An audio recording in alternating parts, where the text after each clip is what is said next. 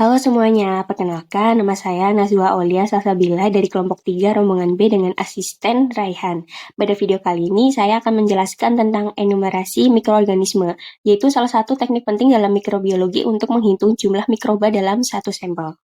Enumerasi mikroorganisme adalah teknik yang digunakan untuk mengestimasi jumlah mikroorganisme di dalam bahan atau sampel.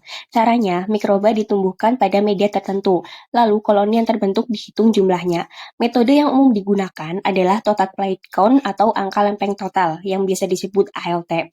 Prinsip kerjanya sederhana, yaitu mikroorganisme hidup akan berkembang biak membentuk koloni yang dapat dihitung secara langsung. Selanjutnya ada prinsip enumerasi menggunakan hemositometer. Metode ini merupakan cara langsung untuk menghitung total sel mikroorganisme secara mikroskopik. Sampel mikroba diletakkan pada ruang hitung hemositometer yang memiliki kotak-kotak kecil, kemudian diamati di bawah mikroskop.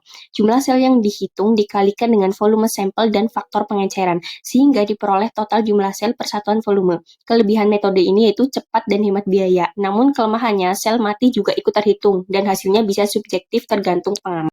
Berdasarkan data yang telah dilakukan, total mikroorganisme yang terhitung dari 5 kotak adalah 46. Rata-rata sel per kotak adalah 46 dibagi 5 hasilnya 9,2. Dengan mengalihkan rata-rata tersebut dengan faktor 2,5 dikali 10 pangkat 5, didapatkan hasil akhir 2,3 kali 10 pangkat 6 sel per mili. Selain metode langsung, ada juga metode tidak langsung, yaitu MPN. Metode ini menggunakan data kualitatif dari hasil pertumbuhan mikroorganisme pada medium cair dengan pengenceran bertingkat. Sampel dimasukkan ke beberapa tabung reaksi, lalu diamati tabung mana yang menunjukkan pertumbuhan positif, misalnya muncul kekeruhan atau gas. Jumlah tabung positif kemudian dibandingkan dengan tabel MPN untuk memperkirakan jumlah mikroorganisme per satuan volume. Berdasarkan hasil enumerasi dengan MPN, diperoleh nilai indeks lebih dari 2.400 per 100 ml. Angka lebih dari 2.400 ini menandakan bahwa sampel air tersebut mengandung konsentrasi mikroorganisme yang sangat tinggi, melebihi batas tertinggi pada tabel indeks MPN standar. Ini berarti hampir semua tabung pada pengenceran tinggi masih menunjukkan pertumbuhan mikroorganisme. Secara praktis, nilai lebih dari 2.400 dapat diartikan bahwa kualitas air sangat buruk atau terkontaminasi berat dan perlu dilakukan tindakan pengendalian atau pengelolaan ulang air.